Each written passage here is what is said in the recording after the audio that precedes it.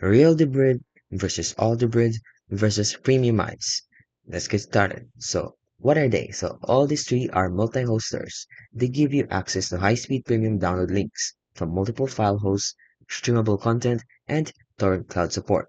But each varies in features, reliability, and pricing. So for Real Debrid, it is the most popular with Kodi apps. It unlocks a ton of premium streaming links, and it is fast and reliable. Now for Alldebrid, it supports torrents with magnet links. It also has an unlimited link generation.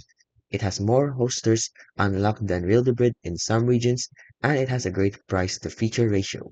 And for premiumized, well, it offers a full torrent cloud with streaming. It has a built-in Usenet and VPN access. It has a higher storage and bandwidth limits, and it's best for all-in-one power users. So, in conclusion, choose Debrid if you want the best Kodi streaming performance with fast premium links, and choose Alldebrid if you want a balanced option with torrents and browser tools. And lastly, choose Premiumize if you need a torrent cloud, Usenet, and VPN in one place.